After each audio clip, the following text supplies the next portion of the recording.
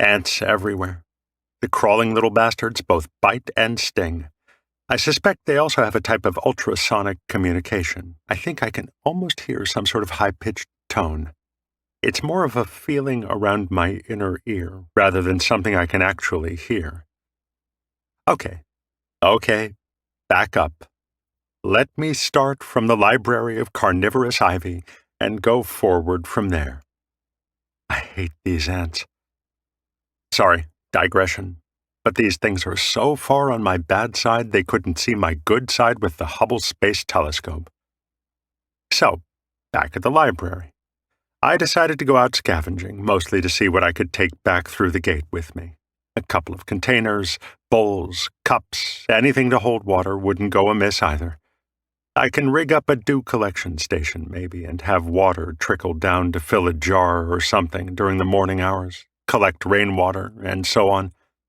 I get thirsty during the day, after all. Bronze and I went through some of the other campus buildings, starting with the cafeteria. Yuck. For a wonder, it wasn't the on-campus food that made the building a horror. It was the fact other things had tried to eat it.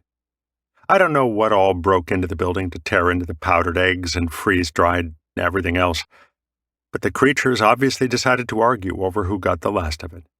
They were worse than sophomores, and almost as bad as freshmen. The place was a mess. A very old mess, granted, but still piled with bones, spiderwebs, mold, and various sorts of slime. Bronze didn't want to go in. Rotted floors, you know.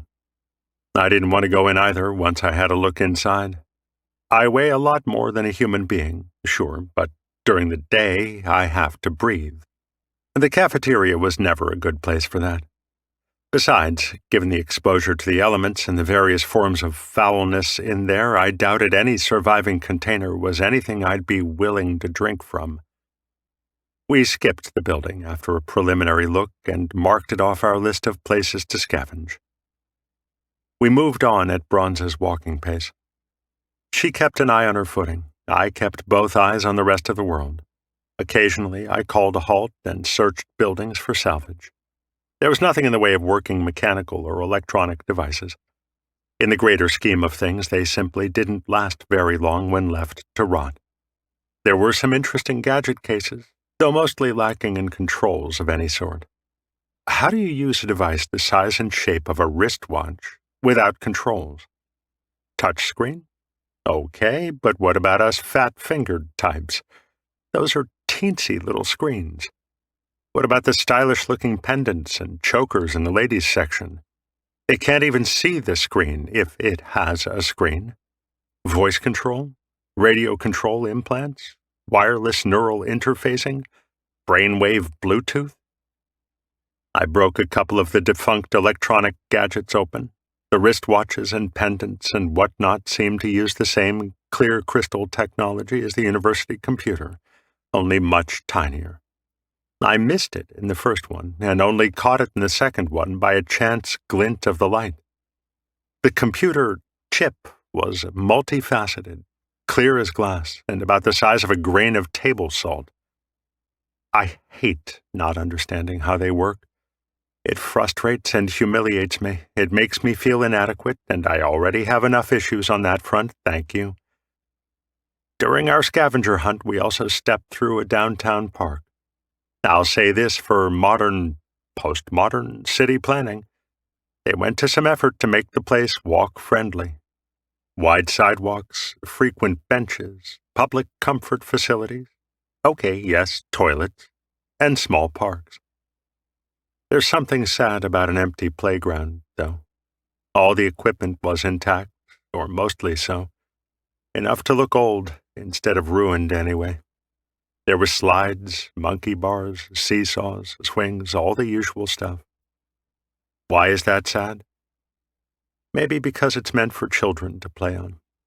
Silence on a playground seems lonely, almost tragic, as though the equipment mourns for children who will never use it. I suppose anything with a clear purpose is somewhat dismal when it isn't used, but playground equipment is meant to bring joy. Maybe it's the contrast between a playground of running, screaming, laughing children and an empty playground, silent but for the creaks of swings in the wind. I tugged on a couple of swings. A flaky coating came off the cable supporting the seat. Weatherproofing? Probably. It would have rusted to nothing by now without it. The material of the seat seemed intact. I didn't try to swing on it. A little more poking and prodding told me the playground could probably still accommodate children.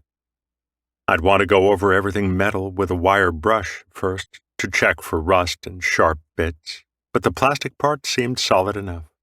Not even faded. Bright colors, mostly yellow and red, still beckoned. A bright green frog smiled at me, although old streaks showed he had cried rust-water tears at being left alone so long. I pushed the merry-go-round, and it squealed in protest. A harsh sound, almost a wail, enough to set my teeth on edge. I couldn't help but think of it as a crying sound from a metal throat, something like a child wailing for its mother. And no, you are not my mommy. Mom!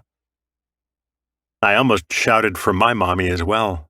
I managed to catch the edge of my hand on a broken bit of the ancient equipment and cut myself.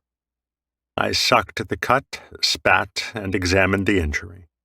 It wasn't too bad. Most of the pain was from the surprise. Some peroxide and a Band-Aid would do fine, but I'd want a stitch or two if I were mortal. I would have worried about getting a tetanus booster shot, but come nightfall. With a sigh, I turned toward Bronze, just as she snorted nervously. The ground shivered. I immediately grabbed the sturdiest-looking post and prepared to jump out of the way of anything falling.